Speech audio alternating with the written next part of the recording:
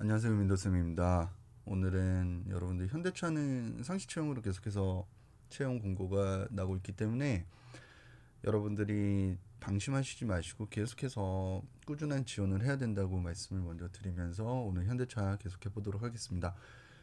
지금 채용하고 있는 현대차는 전략 지원 파트 하고요. 그리고 이렇게 내려보면 로봇 통합 설계. 보통 트렌드가 문과 그리고 이공계 통합적으로 할 수 있는 기획 쪽 분야하고 그다음에 기본적으로 R&D 연구 개발 분야를 동시적으로 두 개씩 정도 채용을 하고 있는 게 지금 상시 채용의 트렌드인 것 같습니다. 어찌됐건 간에 우리가 트렌드고 뭐고 간에 여러분들은 선택받을 수 있는 노력을 해야 되기 때문에 이것들에 대해서 어떻게 돼야 되냐. 지금 제가 계속해서 봤을 때는 이 상시 채용 같은 경우에는 트렌드가 좀 더 경력직에 가까운 지역적이고 아주 키워드를 분명히 주는 채용을 하고 있는 것 같은 모양새를 가지고 있습니다. 더군다나 이럴 경우에는 우리가 소위 말하는 이 TO 자체가 낮다는 거는 우리가 감안을 해야 되겠죠. 그렇지만은 많은 학생들이 내가 넣어서 되겠어 라고 생각을 하지만 저는 우리 멘티 분들한테도 가르칠 때 누누이 강조하는 부분이 있습니다. 현대차를 꼭 붙고자 지원을 하는 것이 아니다. 여기에 비단 우리가 떨어질지언정 기본적으로 현대차도 IT 기업으로 탈바꿈하고 있고 여기에 따른 R&D 이 분야도 노력하고 있고 이 두 개를 토대로 그 이후에 현대차부터 파생되는 1군, 2군 그 외 강소기업에 대한 대비를 함께 해 두시는 게 목적이 있는 거지. 나 여기 불합격 될 건 뻔한데 뭐 여기 다 대부분 스카이 위주나 카이스트 이쪽 사람들을 많이 선호하더라라는 생각에서 포기하는 분들은 나머지 여기 파트도 여러분들이 포기하게 된다고 생각을 하시면 돼요. 그래서 이 현대차 기반으로 나머지 기업들이 얼마나 많이 상생하고 있는 것들은 여러분들도 자명하게 알고 계실 거예요. 그래서 현대차 기반으로 나머지 기업들이 다 따라가는 사업 계획을 세울 수밖에 없어요. 그래서 현대차와 삼성의 이 전략 기획은 상당히 중요합니다.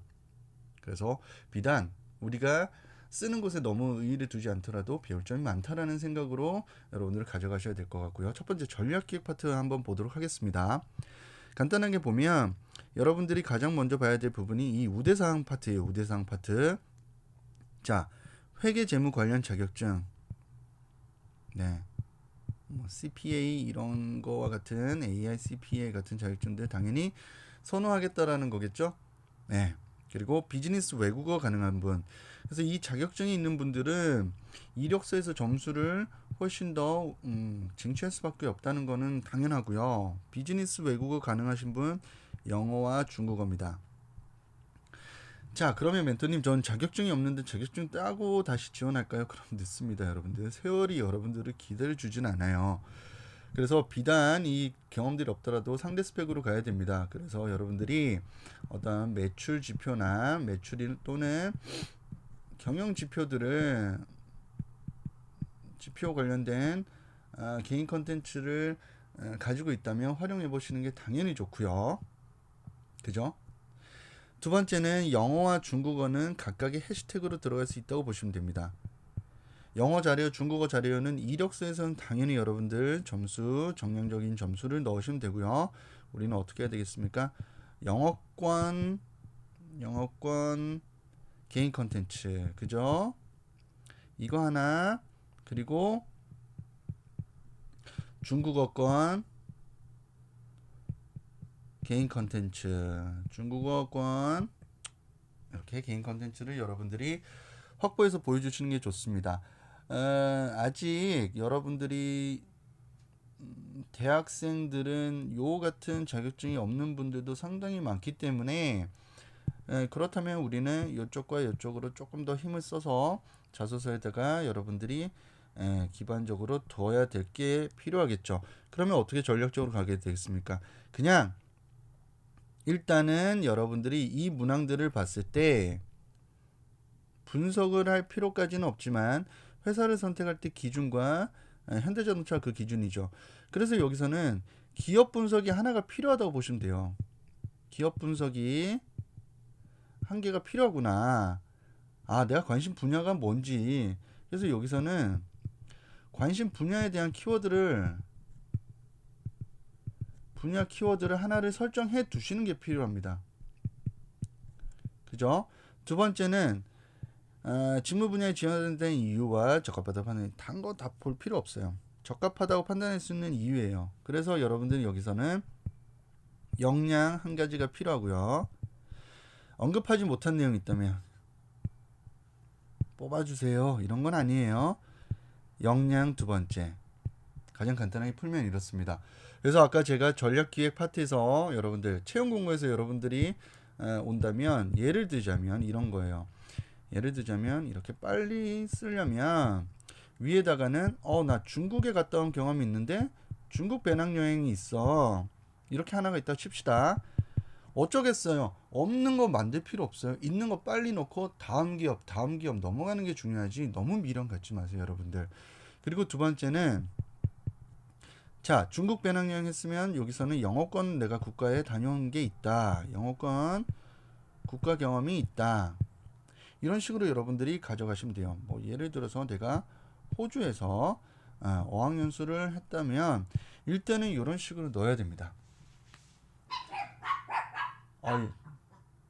피처링 죄송합니다. 뭐 개가 갑자기 나와서 어찌됐건 이렇게 여러분들이 접근하셔서 요걸로 들어가시면 되겠습니다. 그렇다면 이제 요 문항이 남게 되죠. 그죠? 요 문항은 오른쪽에서 여러분 조금 가실 필요가 있어요. 이렇게 가시면 제가 뽑아왔는데 이 두 가지 기사가 상당히 여러분들 좀 도움 되실 거예요. 예를 들자면 이 첫 번째 기사에서는 현대자동차가 플라잉카 이쪽에 관심을 많이 가지고 있고, 그죠? 플라잉카를 관심을 많이 가지고 있고요. 지금 CES 분야는 제가 항상 우리 멘티들한테 강조해요. 여기는 모니터링 꼭 해놔라. CES는 우리나라 일군 대기업들이 대다수가 무조건 회장님들이 관심 가지는 국제 박람회 중에 하나예요. 그런데 예전에는 이게 기본적으로 자동차 기업까지는 그렇게 관심이 없었는데 요즘에는 전 업종에서 관심을 가질 수밖에 없는 가전 박람회라서 이 가전이 단순 가전에 머물지 않기 때문입니다. 그래서 이걸 보시고요. 여기서 보시면 여기서 핵심은 요게 좀 중요합니다. 이게 핵심이다. 그래서 여러분들이 요거를 핵심으로 가져가시는 게 중요합니다. 그래서 UAM이라고 해서 Urban Air Mobility, 그래서 도심 항공 모빌리티와 PV, 여기서 목적 기반 모빌리티, 그 다음에 허브. 그러니까 모빌리티만 가지는 게 아니라 이들의 플랫폼이라고 하는 허브까지 가지는 전략을 가지겠다. 그래서 요 세 가지 중에 하나를 요 1번에다가 활용하셔도 좋겠고요. 그리고 두 번째 기사는 회장님의 말씀을 쓸데없는 인재상에 여러분들이 관철시키지 마시고 다 나와 있어요. 자, 현대자동차에서 2025 전략이 상당히 중요하다고 했습니다. 61조를 썼는다라고 했는데 여기서 여러분들 보셔야 될 게 이러한 계획에서 여기까지도 플랫폼을 해서 자율주행과 커넥티드 빅데이터 기반으로 가겠다. 그래서 아까 기사가 조금 어려우신 분들은 자율주행, 커넥티드, 빅데이터 이쪽으로 가셔도 되고요. 차량뿐만 아니라 각종 서비스도 누릴 수 있는 우리 문과생들은 이쪽으로도 조금 더 보셔도 상당히 좋습니다. 요거는 추가로 제가 조금 더 현대자동차 기업 분석에서 활용하면 좋을 것들에 제가 활용을 해 드리겠습니다. 우선은 요 기사들을 활용해서 어디다가 여러분들이 제공할 수 있다? 여기 1번 문항에다가 제공하고 그냥 빨리 끝내세요. 천자기 때문에 멘토님 어떻게 하는 게 좋을까요? 500자씩 해서 2개 정도 하시면 좀 더 빨리 쓰실 수 있으니까 이렇게 구분하셔도 상관없습니다. 아시겠죠? 그렇게 하시면 좋겠고요. 그래서 뭐 예를 들자면 현대자동차 여러분들이 회사 선택할 때 기준이 뭐냐? 나는요 자율주행 하고요. 두 번째는 커넥티드다. 이렇게 선택하셔도 나쁘진 않겠죠. 그래서 여기서 한 400, 500자 해서 빨리 마무리 지으세요. 여러분 빨리 쓰는 게 목적입니다. 제 강의는요. 네, 이렇게 하시고요. R&D는 이 현상에 맞춰서 보다 전공 지향적으로 구체적으로 들어가시는 게 중요합니다. 그래서 여기에 우대사항이 중요해요. 로봇이라는 키워드가 있으신 분들은 로봇으로 가시고요. 센서 관련된 프로젝트나 연구개발 과제를 진행하셨던 분들은 무조건 쓰시면 좋고요.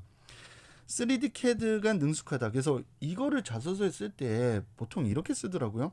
3D CAD도 이용했고요. 이게 중요한 게 아니고 솔리드웍스를 선호한다고 적혀져 있는데 이용했습니다. 단순히 이걸 이용했고요. 이렇게만 쓰는 것보다는 완성품 뭘 위해서 예를 들어서 건설 플랜트를 사용하는데 3D CAD를 사용했는지 아니면 자동차 제어 장치를 만드는데 이것을 활용했는지 등등 무엇을 위해서 3D CAD를 사용했는지를 보여주는 게 중요합니다. 그리고 그 다음에는 시스템 경량, 강건 요 키워드 상당히 중요합니다. 자소에서 저 같으면 개인적인 견해는 잘 안 넣어야 되는데 사실 우리 멘티들 중에 합격 자소에 소제목에 이 부분들 넣는 친구들도 상당히 많았습니다. 그래서 제가 상당히 칭찬을 했던 경험이 있고요. 그 다음에 서비스 로봇 모빌리티 플랫폼 개발 경험인데 사실 이거에 딱 들어맞게 개발한 친구는 그렇게 많지는 않아요. 그래서 이 플랫폼 개발이라는 측면에서 조금 더 접근하셔도 좋고요. 예. 그래서 마지막에는 동력학 시뮬레이션에는 이 부분까지도 적혀져 있는데 이 분야를 지금 보고 있노라면 여러분들 당연히 로봇 관련된 얘기가 정말 많이 나오죠. 여기를 잘 써놓으면 LG 삼성과도 상당히 유기적인 결합을 하실 수가 있어요. 그래서 이쪽에서 한번 개인 컨텐츠를 잘 잡아두신 우리 이공계생들은 LG 삼성 쓸 때도 같이 변환해서 유추 적용할 수 있다라고 생각을 하시면 되겠습니다. 나머지 분야에서는 크게 제가 관여는 안 할 거고요.